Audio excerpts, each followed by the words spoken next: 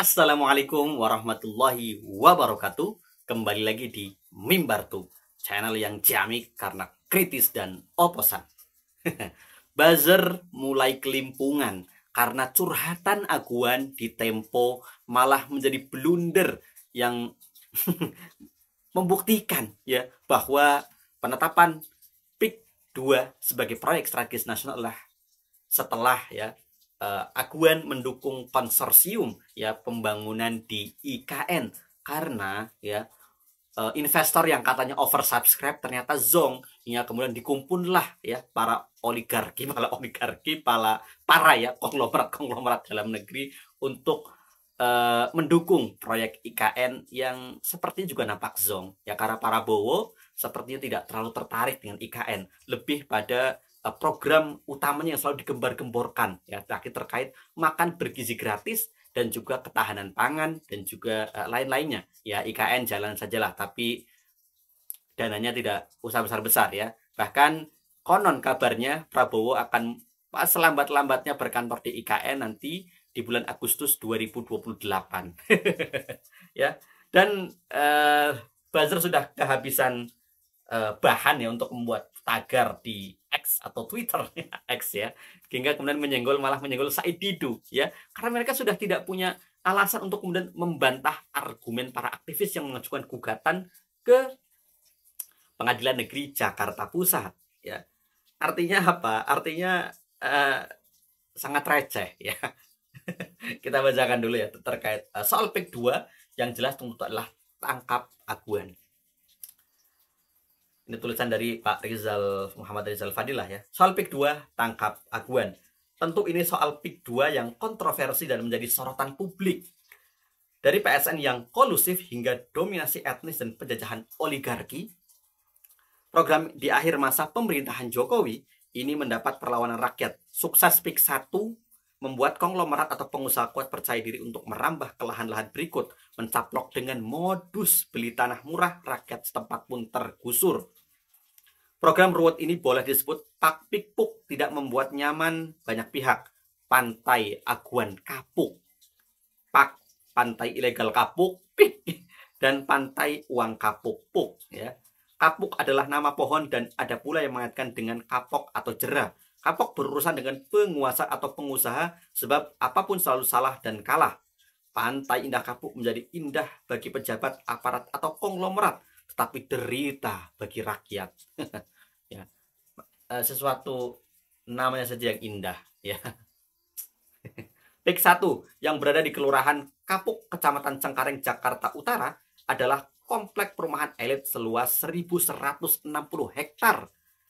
Mengubah ruang hijau hutan mangrove dan rawa, diantaranya pulau-pulau reklamasi baik timur Gulf Island maupun barat Ebony Island, nuansa perumahan pecinan dan area wisata pancoran Chinatown Peak terkesan tertutup seperti Forbidden City di Beijing, China. PIK 2 yang berada di Banten menjadi area perluasan dari PIK 1. Hebatnya, dengan isu destinasi wisata seluas 1.775 hektar, PIK 2 mengklaim sebagai PSN dengan luasan yang jauh lebih besar dari area itu. Sebagai PSN, maka perusahaan pengembang milik Aguan mendapat fasilitas istimewa. Harga tanah yang dipatok NJEPO lebih murah termasuk untuk kawasan perumahan. PIK 2 merasa akan menjadi Chinatown dengan naga besar sebagai ikon. Ya, luar biasa memang ya. Proyek Aguan Kapuk merupakan proyek empuk untuk Sugianto Kusuma atau alias Aguan. Meski bukan naga terkaya, tetapi Aguan memiliki kedekatan istimewa dengan pejabat tinggi negara, berperan sebagai koordinator untuk para naga.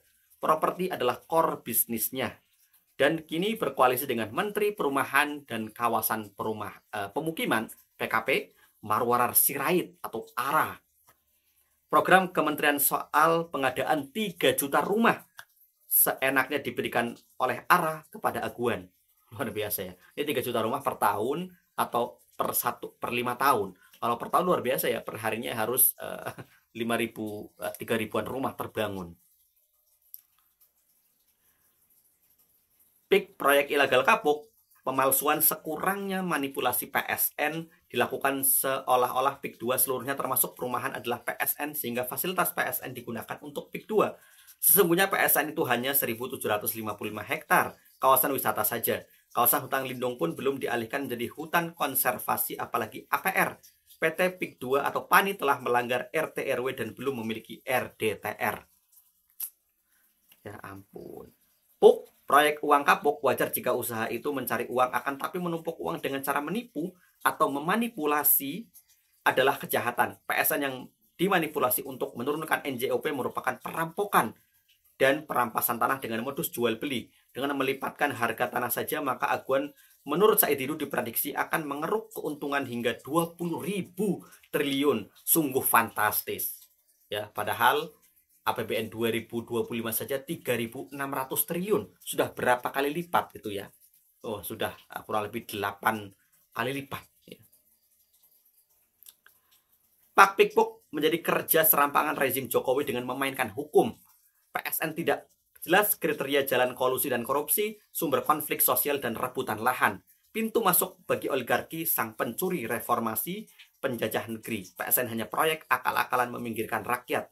PIK 2, aguan ilegal uang, patut digugat diadili. Motif kejahatan masuk ranah penyidikan. PSN cabut, PIK 2 evaluasi dan batalkan. Kembalikan pada garis equilibrium. Proyek kotor jangan dilanjutkan, kedaulatan rakyat harus tetap dijaga. Aguan yang pernah diperiksa KPK untuk kasus suap raperda reklamasi harus dilanjutkan proses pemeriksaan dugaan kasus-kasus lain. Tangkap aguan. Bumi ini milik rakyat dan bangsa Indonesia, bukan untuk dijual murah kepada asing-asing dan atau asyong. Bandung, 9 Desember 2024, Muhammad Rizal Fadilah, pemerhati politik dan kebangsaan. Ya, jadi artinya proyek PIK 2 adalah proyek yang sangat zolim dan yang jelas ya masyarakat Tangerang yang sudah menderita ya dari pembangunan proyek PIK 2 ini, yang bagaimana desa-desa terisolasi, nelayan sulit untuk melaut, yang seharusnya ya jalur ke laut yang biasanya untuk melaut itu bisa ditempuh dalam waktu satu jam, bisa 2 kali lipat 2 jam, artinya lebih lama lagi mereka melaut dan butuh bahan bakar yang lebih banyak lagi, juga belum tentu mendapatkan hasil yang sepadan. Jadi ini proyek yang sangat zolim, yang patut ya bukan wajib dibatalkan ya, dengan makanya kemudian para aktivis melakukan gugatan ke Pengadilan Negeri Jakarta Pusat. Demikian, assalamualaikum warahmatullahi wabarakatuh.